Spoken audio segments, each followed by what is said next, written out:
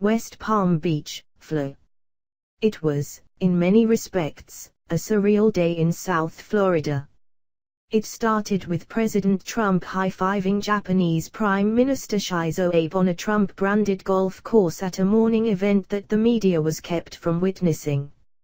It ended with Trump summoning the same reporters to another Trump-owned property, where the president put on another display of friendship for Abe, a pledge at a late-night news conference to stand by Japan 100% in the wake of North Korea's latest ballistic missile launch.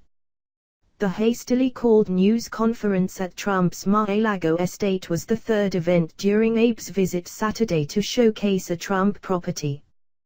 The golf enjoyed by the two leaders, and golfing pro Ernie Els, took place at the Trump National Golf Club in Jupiter, Fla. From there, Trump and Abe were whisked by motorcade to Trump International Golf Club in West Palm Beach, Fla, where they had lunch, and by some accounts, got in some more golf. The pair then returned to Mar-a-Lago, Trump's estate in Palm Beach, where Abe and his wife spent the weekend with Trump and his wife, Melania. A couple of hours later, the press was led through the gates of Trump's estate and allowed to witness the two couples standing at the main entrance of the property for what was billed as a photo spray. Reporters, who were asked not to shout questions, did so anyway. Trump answered some of them, allowing that he and Abe were having a very, very good visit and that during the golf outing, we got to know each other very, very well.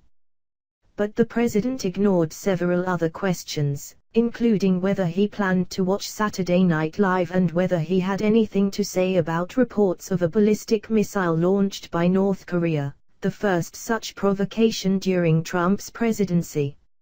At that point, the press corps traveling with Trump was whisked back to the Marriott hotel that has served as its home base for the weekend. Trump aides called a lid, meaning there were no more planned Trump appearances or travels for the night.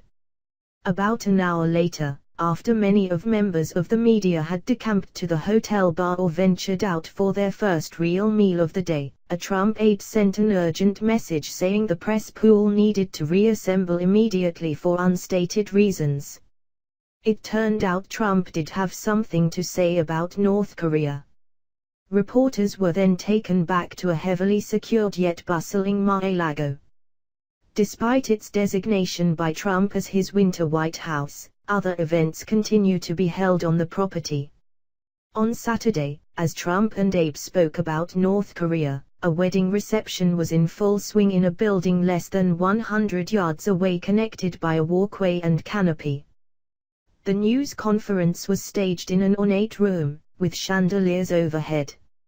Shortly before Trump and Abe emerged, faint music could be heard, either from the wedding reception or elsewhere in the building where the two leaders would appear with the US and Japanese flags behind them. The joint appearance lasted barely 2 minutes. Abe spoke in Japanese, and his words were translated by an aide to the side.